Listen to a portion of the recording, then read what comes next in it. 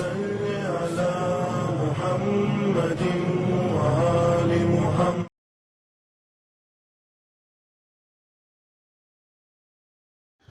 السلام علیکم ورحمۃ اللہ وبرکاتہ. اعوذ باللہ من الشیطان الرجیم. بسم اللہ الرحمن الرحیم. ناظرین محترم، ڈیئر ویورز، ولادت باسعادت حضرت ابوالفضل عباس علیہ السلام آپ سب کو مبارک ہو، اور انشاءاللہ جلد از جلد آپ سب کربلا جائیں اور قریب سے جا کر حضرت عباس علیہ السلام کی زری کے قریب جانے کے بعد انشاءاللہ مبارک بادی دینے کی سعادت ہم سب کو نصیب ہو. عزیزوں، آج ولادت باسعادت ہے، تو لہٰذا ذکر حضرت عباس علیہ السلام کا اس باب الحوائج کا ہے جن کو حاجتوں کا دروازہ کہا گیا ہے، جو ہم سب کی امید ہے، اور جب ہم دعا مانگتے ہیں اور یقین کے ساتھ ہوتا ہے تو یقیناً ہماری دعا مستجاب ہوتی ہے. حضرت عباس علیہ السلام وہ ہستی ہے جو جناب ام البنین کے پہلے فرزند ہیں، جو 26 یعنی 26 ہجری کو جن کی ولادت باسعادت ایک مناسبت سے جو ہے 4 شعبان بھی مانی جاتی ہے اور ایک 7 رجب بھی مانی جاتی ہے، اور 26 ہجری کو ان کی ولادت باسعادت ہوئی ہے. کربلا میں ان کی عمر ٹوٹل 33 ایئرس اولڈ کی تھی، اور جناب عباس علیہ السلام جناب ام البنین کے جو بیٹے تھے، ان کے اور بھی 3 بھائی تھے حضرت عباس علیہ السلام کے، حضرت جعفر، حضرت اون اینڈ حضرت عمران، اور ان کی ایک بہن تھی جن کا نام تھا عاتقہ، تو جن کی شادی حضرت مسلم ابن عقیل کے ساتھ شادی ہوئی تھی. یہ بہت ہی باوفا گھرانہ تھا، بہت شجاعت زیادہ تھی اس گھرانے میں، اور اتنی وفاداری تھی، اتنی لائلٹی تھی کہ وفا کے شہزادے حضرت عباس علیہ السلام کو کہا جاتا ہے. جہاں بھی وفا نام آتا ہے حضرت ابوالفضل عباس علیہ السلام کا نام ضرور یاد آتا ہے. تو یہ اتنا بہترین گھرانہ تھا کہ حضرت ام البنین سلام اللہ علیہا، کیونکہ جناب زینب سلام اللہ علیہا ان کی نگہداری کرتی تھیں، ان کی پرورش کرتی تھیں، اور جناب ام کلثوم ان کا خیال کرتی تھی. تو جناب ام البنین نے کہا کہ بیٹا میں نہیں چاہتی، کیونکہ وہ شہزادی ہے، ہم ان کے کنیز ہیں اور آپ اس کنیز کے بیٹے ہیں، ہم نہیں چاہتے کہ آپ شہزادی آپ کے زیادہ قریب اور آپ شہزادی سے آنکھ اٹھا کر آپ آنکھیں ملا کر ان سے بات کریں. یہ بچپنے کی تربیت تھی کہ حضرت عباس علیہ السلام اس وقت سے جناب زینب سلام اللہ علیہا، جناب ام کلثوم سلام اللہ علیہا کو کبھی بھی آنکھیں ملا کر کبھی بھی بات نہیں کرتے تھے. جناب عباس علیہ السلام کی بہت سی خصوصیت ہے جس کو ہم صرف وفاداری اور شجاعت کے لیے ہم بات کرتے ہیں، مگر حضرت عباس علیہ السلام فقیہ بھی تھے، عالم بھی تھے. حضرت عباس علیہ السلام حافظ قرآن بھی تھے. حضرت عباس علیہ السلام تفسیر بھی کیا کرتے تھے قرآن مجید کی. حضرت عباس علیہ السلام قاری بھی تھے، کیونکہ حضرت عباس علیہ السلام کی آواز بہت پیاری تھی اور قرآت کیا کرتے تھے. اور جب بھی امام حسین علیہ السلام نماز کے لیے آتے تھے تو حضرت عباس علیہ السلام وہ ہستی تھی جو ان کے جانماز کو بچھاتے تھے. ہمیشہ امام حسین علیہ السلام کے ارد گرد رہتے تھے اور ہمیشہ ان کو آقا کہہ کر بلاتے تھے.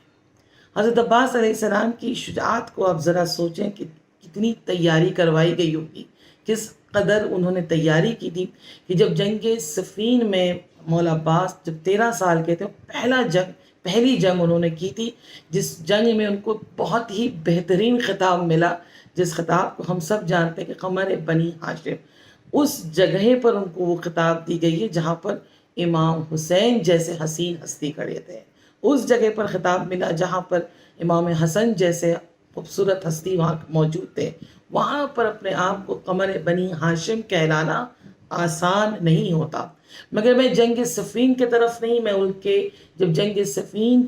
کی جب جیت ہو گئی اور فتح حاصل ہونے کے بعد جب یہ قافلہ گھر پہنچا ہے تو جناب ام البنین نے دیکھا امام حسین آ چکے، حضرت عباس امام حسن آ چکے، جناب محمد حنفی آ چکے، مگر جناب عباس اور مولا کائنات علی ابن ابی طالب نظر نہیں آ رہے. تو ایک دفعہ بی بی نے پوچھا آقا حسین سے، آقا میرا بچہ عباس نظر نہیں آتا، جو پہلی جنگ کرنے اپنی زندگی میں وہ گیا ہے، معرکۃ الاعلیٰ اس نے جنگ کی ہے، تو جناب امام حسین نے کہا کہ میرے بابا نے حضرت عباس کو روک لیا ہے، ماں تھی برداشت نہیں ہو سکا۔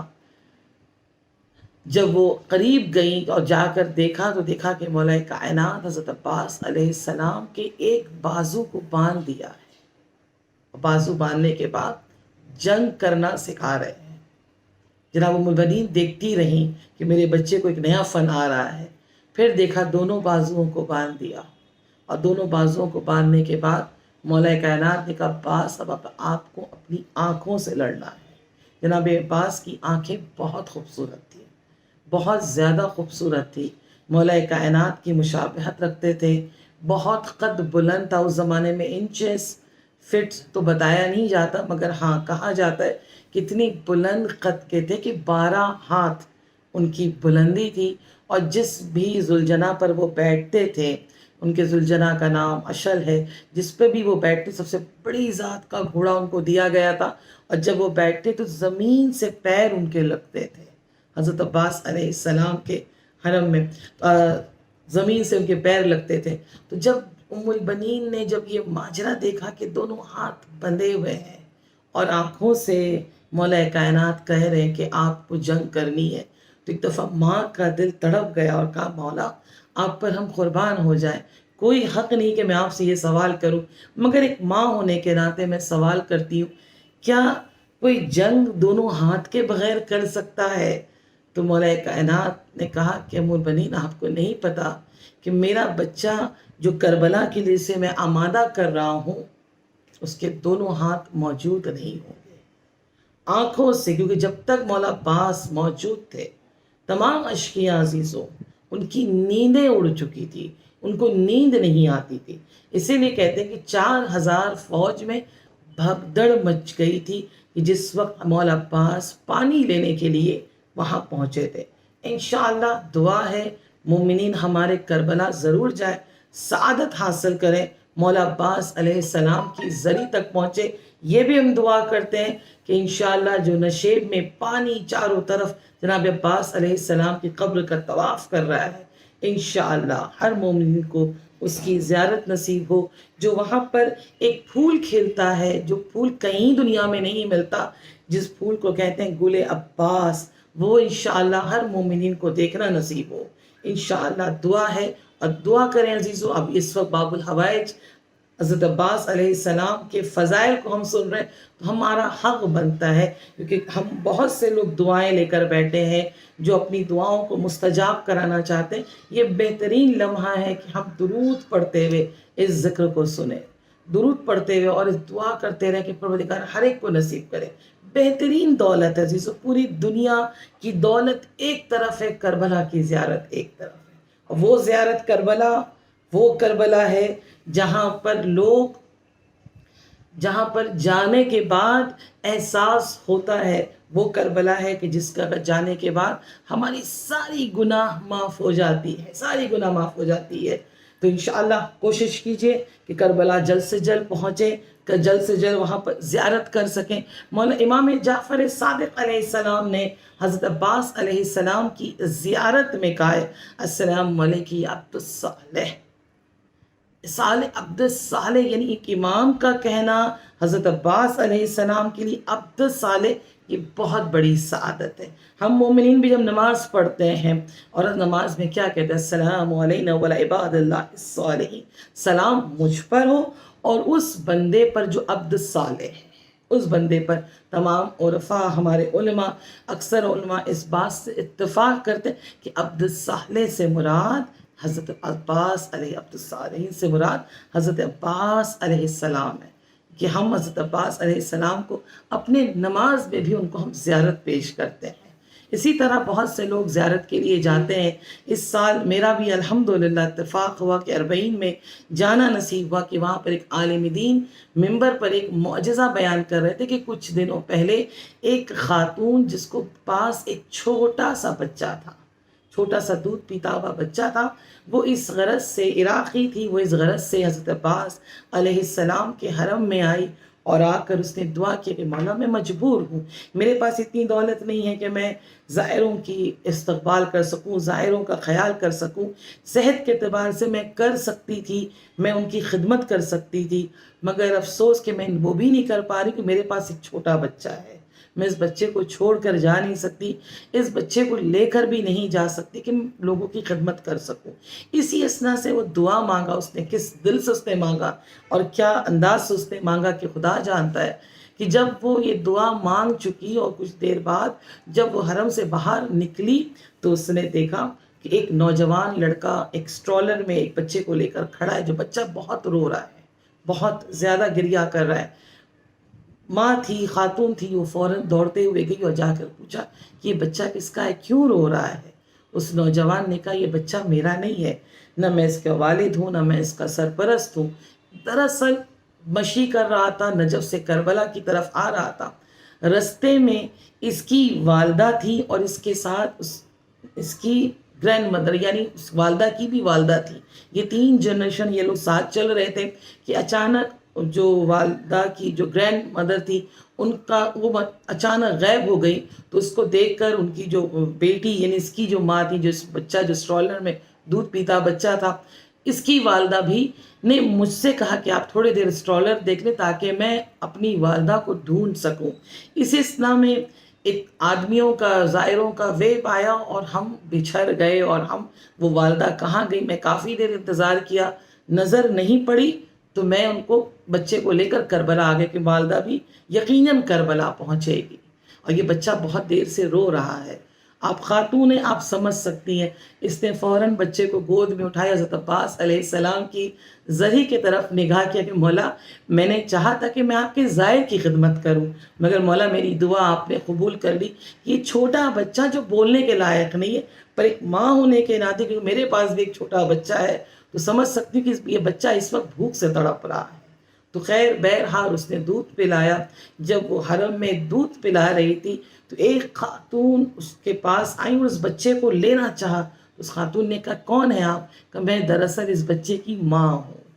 میں ماں ہوں۔ کہا کہ آپ کیسے سمجھی کہ میں 2-3 دن پہلے میں کربلا پہنچ گئی تھی، ہوٹل میں ہی تھی، رو رہی تھی، تڑپ رہی تھی کہ مولا میں آپ کی زیارت کے لیے آئی، میرا وہ بچہ غائب ہو گیا جو کسی سے کچھ کہہ بھی نہیں سکتا، نہ وہ چل سکتا ہے، مولا میرا بچہ میں کیسے حرم پر آؤں؟ میں نے بہت منت مان کر اس بچے کو لے کر آئی تھی، مگر کس طریقے سے میں حرم پر آؤں؟ میری والدہ اور کارواں کے کچھ لوگوں نے مجھے کہا کہ چلو حضرت عباس علیہ السلام کے حرم پر چلتے ہیں، ان سے مانگو، وہ ہیں جو تمہاری مراد تمہاری حاجت کو مستجاب کریں گے۔ الحمدللہ وہ جیسے ہی میں حرم کے اندر داخل ہوئی سے پہلے کہ میں مولا کی زری تک پہنچتی، مولا نے میری دعا سن لی، مولا نے میری دعا مستجاب کر لی کہ میں نے فوراً دیکھا کہ کہیں پر دور یہاں کہیں پر میرا بچے کا سٹرولر رکھا ہے یعنی پرام رکھا ہے، میں سمجھ گئی میرا بچہ کہیں ارد گرد میں کہیں ہوگا، تو میں ڈھونڈتی رہی تو آپ کی گود میں وہ بچہ نظر۔ یہ ہے باب الحوائج کہ ماں کو بچے سے ملا دیا اور ایک میزبان کو مہمان سے ملا دیا، جو میزبان تڑپ رہی تھی کہ میں کسی کی خدمت کر سکوں، میں کسی کا خیال کر سکوں۔ الحمدللہ یہ ہے باب الحوائج۔ مانگنے کا بس ہمیں طریقہ چاہیے، ہم مانگنا کیسے چاہتے ہیں، از باب الحوائج ہیں، بس ہمیں مانگنے کا طریقہ پتہ ہونا چاہیے۔ کہ بعض عرفاء کہتے ہیں کہ جب باب الحوائج سے کچھ دعا مستجاب کرانی ہو تو ایک دفعہ سورہ یاسین پڑھ کر جناب ام البنین سلام اللہ علیہا کو ہدیہ دیں اور اس کے بعد باب الحوائج سے انشاءاللہ دعا کریں تاکہ ساری دعا مستجاب ہو جائے۔ انشاءاللہ پروردگارہ ہم سب کو کربلا جانا نصیب کرے اور ہر خوشیاں